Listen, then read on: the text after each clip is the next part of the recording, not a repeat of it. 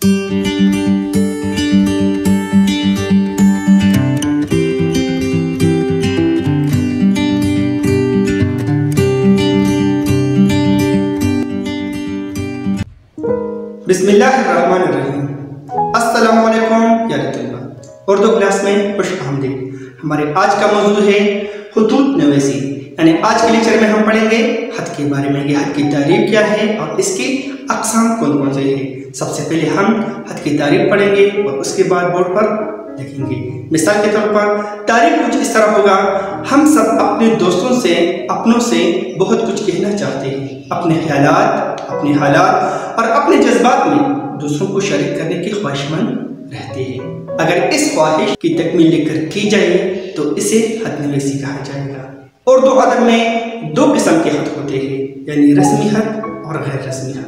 आमतौर पर हम दो तरह का इस्तिलाह खत में इस्तेमाल करते हैं, यानी मकतूब निगार और मकतूबी अलैह। मकतूब निगार खत लिखने वाले को कहा जाता है और मकतूब अलैह जिसको खत लिखा जाता है। जिस तरह मैंने पहले बताया कि खुतूत के अक़साम में हमारे साथ दो तरह के खत आते हैं, यानी रस्मी खत और गैर रस्मी खत। रस्मी खत वो होते हैं जो किसी साहिब इख्तियार को भेजे जाते हैं और उनमें आमतौर पर अपने हालात व मसाइल से आगाह किया जाता है और उन मसाइल के हल के लिए एक तरह की दरख्वास्त की जाती है। इसलिए रस्मी खत और दरख्वास्त में कुछ ज़्यादा फ़र्क नहीं होता। अखबारात के मुदीरों, बाला अफसरों, कुतुब फरोश, सरकारी इदारे, नेज़ प्राइवेट इदारों को लिखी गई खुतूत भी रस्मी खुतूत कहलाते हैं। दो नंबर पर है गैर रस्मी खत। गैर रस्मी खत वो होते हैं जो अपने दोस्तों, अजीज़ों, वालिदैन और बेतकल्लुम जानने वालों को भेजे जाते हैं। चूँकि इन खुतूत में अपने जज्बात और ख्यालात का बेसाख्ता जिक्र होता है, इसलिए इन्हें आदि मुलाकात भी कहा गया है। एक अच्छे खत के लिए ज़रूरी है कि खत इस तरह लिखा जाए जैसे मकतूब अलैह, यानी जिसको खत लिखा जाता है आपके सामने बैठा है और आप उससे बातें कर रहे हैं। एक अच्छे खत में बेतकल्लुफी से मकतूब अलैह, यानी जिसको खत लिखा जाता है के मर्तबे और उससे अपने रिश्ते का लिहाज रखकर बातें लिखी जाती हैं और खत में तहरीर के हुस्न का खास ख्याल रखा जाता है। खत के हिस्से दर्ज झेल होते हैं। नंबर 1 पर है मुकाम रवानगी, यानी कहाँ से आप खत लिख रहे हैं उसके लिए हम लिखते हैं अज़, मिसाल अज़ और फिर गाँव का नाम। 2 नंबर है अलक़ाब व अदाब, यानी आप किसको लिख रहे हैं, चचा को लिख रहे हैं, वालिद को लिख रहे हैं, भाई को लिख रहे हैं, दोस्त को लिख रहे हैं। नंबर 3 पर है खत का मज़मून, यानी खत की मज़मून में हम अपनी मुद्दआ बयान करते हैं। नंबर 4 पर है इख्तितामी मकतूब, यानी खत के इख्तिताम पर हम क्या लिखेंगे, अपना सलाम लिखेंगे, दुआ लिखेंगे और अपना नाम लिखेंगे। नंबर 5 पर है मकतूब निगार का नाम। मिसाल अगर आप कमरा इम्तिहान में यह खत नहीं लिख रहे हैं और अपने किसी दोस्त या अजीज़ को लिख रहे हैं तो खत के आखिर में उस शख्स का नाम और उसका पूरा पता लिखना होता है। 6 पर है मकतूब अलैह का पता, यानी जिसको खत लिखा जाता है मकतूब अलैह का नाम और उसका पूरा पता लिखा जाता है। खत लिखते वक्त खास तौर पर ख्याल रखना चाहिए। मुकाम रवानगी और तारीख कागज़ की पेशानी पर इंतहाई दाएं जानिब दर्ज होते हैं।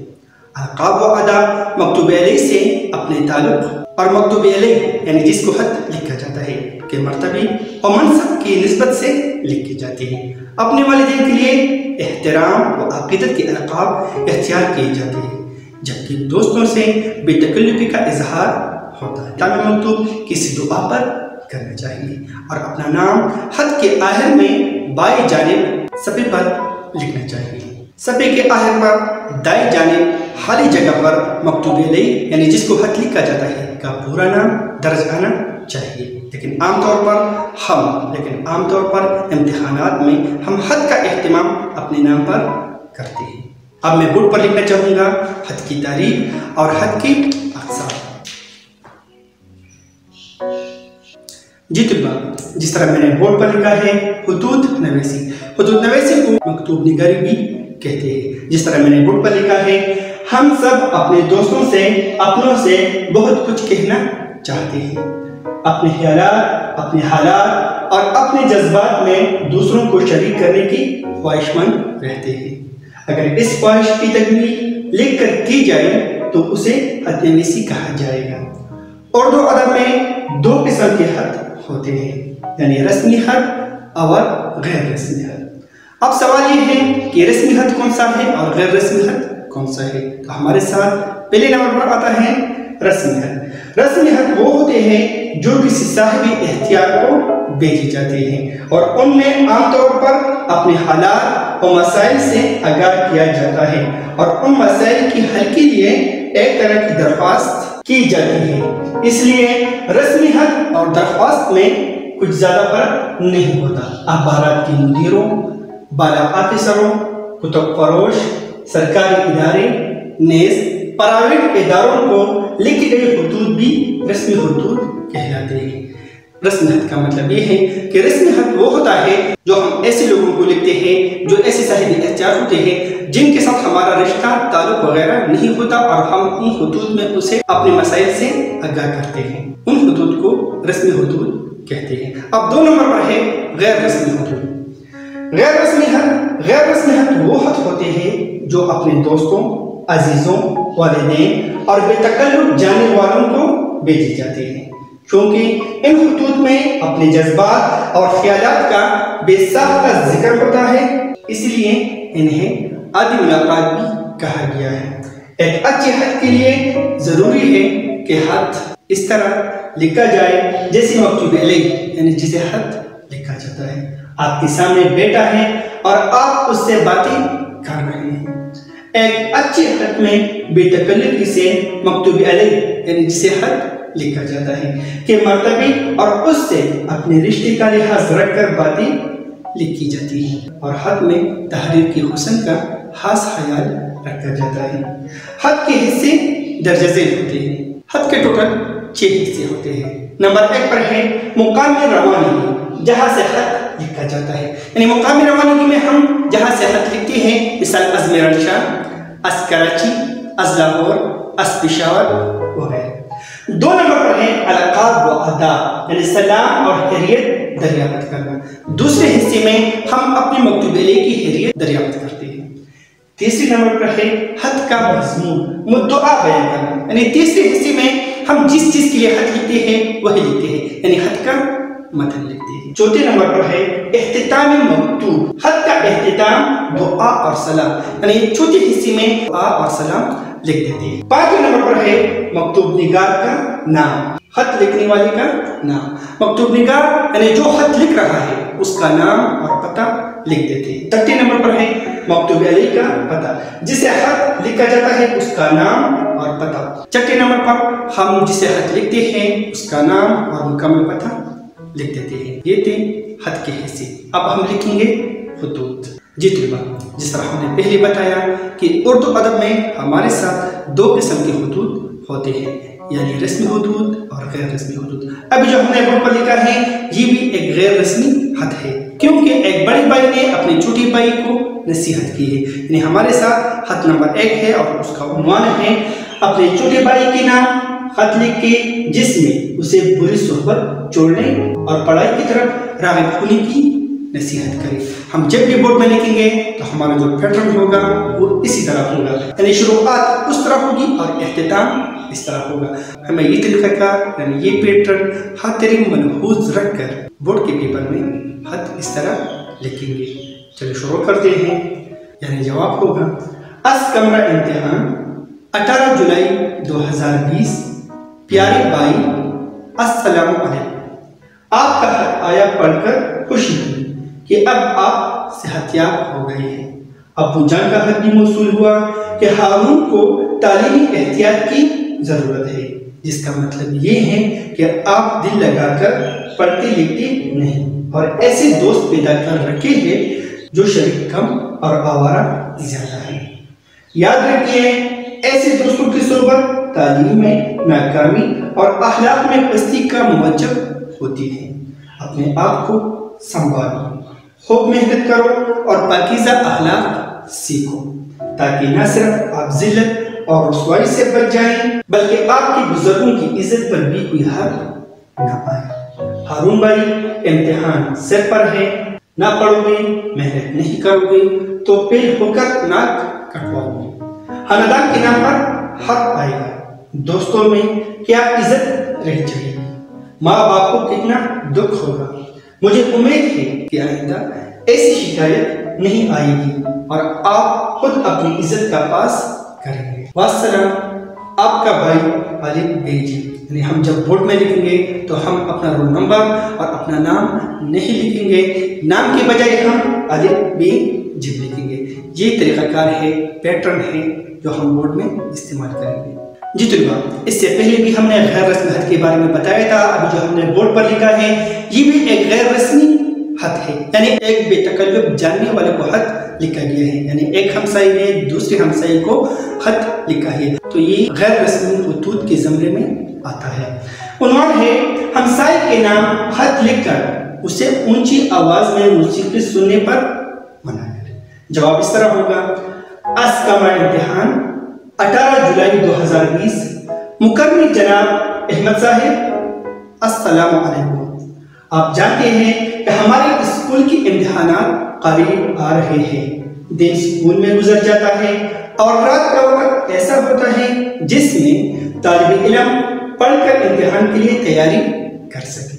مجھے یاد ہے کہ آپ کو موسیقی بہت پسند ہے اور عام طور پر ریڈیو کو چالو رکھتے ہیں اور آواز بھی عموماً اونچی ہوتی ہے، جس سے میری مطالعے کی یکسوئی ختم ہو جاتی ہے۔ لہٰذا عرض کرتا ہوں کہ اگر رات کو ریڈیو سے شغل نہ فرمائیں تو احسان ہوگا۔ اگر ریڈیو سننا لازمی ہو تو آواز اتنا مدم کریں کہ آواز آپ کی دیواری عبور نہ کر سکے، تاکہ میں بھی کچھ پڑھ کر آپ کو دعا دوں۔ امید ہے آپ قبولیت کا موقع دیں گے۔ والسلام، آپ کا مخلص الف ب ج۔ جس طرح ہم نے اس سے پہلی خط میں بتایا تھا کہ خط کا جو پیٹرن ہے، جو طریقہ کار ہے، وہ ہمیں یہ استعمال کرنا پڑے گا، یعنی شروعات میں ہم اس طرح لکھیں گے اور اختتام اس طرح ہو۔ جی طلباء، میرے ساتھ خط نمبر 3 ہے، یعنی خط نمبر 3 کا موضوع ہے دوست کے والد کی وفات پر اظہار تعزیت کا خط لکھیں، یعنی یہ خط کا عنوان ہے، موضوع ہے، یعنی اس پر آپ خط لکھیں۔ یہ خط جو ہے غیر رسمی خط کے زمرے میں آتا ہے۔ چلو شروع کرتے ہیں۔ از کمرہ امتحان 18 جولائی 2020، پیارے دوست السلام علیکم۔ کل اکرام کی زبانی معلوم ہوا کہ آپ کے والد صاحب اس دنیا فانی سے عالم بقا کو سدھار چکے ہیں۔ خبر مجھ پر بجلی بن کر گری، آنکھیں اشکبار ہو گئی۔ وہ تو مجھے اپنا بیٹا سمجھتے تھے اور میری کامیابی کی دعائیں کیا کرتے تھے۔ تمہارا خیال آیا کہ تم پر کیا بیتی ہوگی۔ باپ کے اٹھ جانے سے دنیا ویران ہو جاتی ہے۔ محسن باپ شفقت کا پیکر اور محبت کا مجسمہ ہوتا ہے۔ یہی ایک ہستی ہے جس کی محبت بے غرض اور بے لوث ہوتی ہے۔ میں آپ کو کیسی تسلی دوں، صرف رسمی الفاظ میں ہی خداوند تعالیٰ آپ کو اس صدمے کو جھیلنے کا حوصلہ عطا کرے۔ خدا کے آئین میں کوئی تبدیلی نہیں لا سکتا۔ موت کا ایک دن معین ہے، اس مقررہ وقت کو ٹالا نہیں جا سکتا۔ ایسے موقعوں پر انسان صبر و شکر کے سوا اور کیا کر سکتا ہے؟ صبر کرو اور نماز فرضگانہ ادا کیا کرو۔ تمہارا نماز پڑھنا ان کے لیے اللہ کے حضور میں دعاؤں کا وسیلہ ہوگا۔ والسلام، آپ کا رنگسا الف ب ج۔ یہی پیٹرن ہے جو ہمیں پیپروں میں استعمال کرنا ہوگا، یعنی اوپر 5 اور نیچے 3۔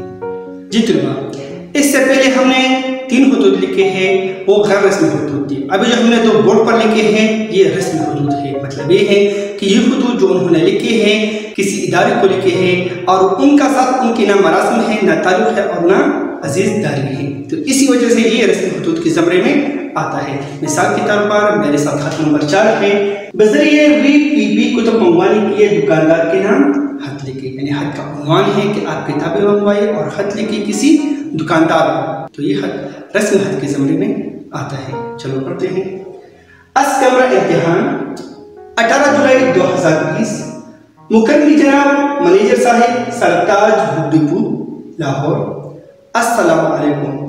برائے کرام مندرجہ ذیل کتب بہت جلد بذریعہ VPP ارسال فرما کر مشکور فرمائے، کرم ہوگا۔ کتاب نمبر 1 ہے اسلامی جنگی جلد اول دوم سوم नंबर 2 है उर्दू कवायद इंशा बराए नहम व दहम।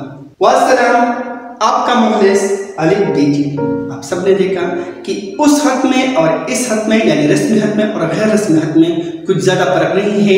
पैटर्न वही एक है, सिर्फ आदाब व अलकाब जो है वो तब्दील होती है और खत का जो मतन है वो भी तब्दील होता है। यानी रस्मी खत में सिर्फ हम अपना मुद्दा बयान करते हैं। खत नंबर 5 है एडिटर के नाम खत लिखकर बजरिए VPP रिसाला मंगवाई। अब वो बता रहा है, मौजू है, उन्वान है कि किसी अखबार की एडिटर को एक खत लिख और उनका रिसाला मंगवाए, तो ये खत भी रस्मी खत के ज़मरे में आता है। मिसाल हम जो है उनसे कोई चीज़ मंगवा रहे हैं, उनके साथ ना हमारा ताल्लुक है ना हमारी जान पहचान है, हम सिर्फ अपना मुद्दा बयान कर रहे हैं और रिसाला उनसे मंगवा रहे हैं, तो ये खत जो है ये भी रस्मी खत के ज़मरे में आता है। चलो शुरू करते हैं। जवाब होगा अस कमरा इम्तिहान 18 जुलाई 2020 मुकर्रमी जनाब मैनेजर साहिब महनामा नकुश लाहौर। अस्सलामु अलैकुम। गुजारिश करता हूँ कि आप अपना बावकार रिसाला महनामा नकुश बेशकर ममनून फरमाएं, बजरिए VPP भेजे और एक साथ ये मेरे नाम जारी कर दे, ममनून होगा। वस्सलाम, आपका मुखलिस अलिफ बीजी। जी तुल्लाह, जिस तरह आप लोगों ने देखा कि हमारे साथ अदब में 2 किस्म के खतूत होते हैं, एक होता है रस्मी खत और एक होता है गैर रस्मी खत। गैर रस्मी खत में हम अपने अजीज़ व अकारिब दोस्तों के साथ अपने ख्यालात, जज्बात, तासुरात और हालात से आगाह करते हैं, और गैर रस्मी खत में हम अपने बाला ऑफिसरों को यानी ऐसे अशखास को जिनके साथ ना हमारा ताल्लुक हो ना हमारा रिश्ता हो, हम सिर्फ उनमें अपना मुद्दा बयान करते हैं। खत का जो पैटर्न है बिल्कुल यही होगा, यानी ऊपर 5 और नीचे 3, यानी 1 2 3 4 5, यानी 5 लाइन हमें यहाँ से शुरू करना पड़ेगा, तो जो खत का मतन है वो वहाँ से शुरू करना पड़ेगा, और आखिर में जो 3 लाइनें हैं ये खत की बिल्कुल बाई जानिब यानी कागज के बाई जानिब लिखना पड़ेगा, उसमें सलाम लिखना पड़ेगा, और आखिर में अगर बोर्ड का पेपर है तो आपको अपने नाम के बजाय अलिफ बीजिम लिखना पड़ेगा। अलिफ बीजिम इसलिए लिखना पड़ता है ताकि आपकी नाम की शनाख्त ना हो। उम्मीद रखता हूँ कि ये लेक्चर आपके लिए करामत होगा। अगर आपका कोई सवाल है तो आप मुझसे कमेंट्स में पूछ सकते हैं, मैं कोशिश करूंगा कि आपके सवाल के जवाब जरूर दूंगा। मिलते हैं एक नई वीडियो के साथ, तब तक के लिए खुदा हाफिज़।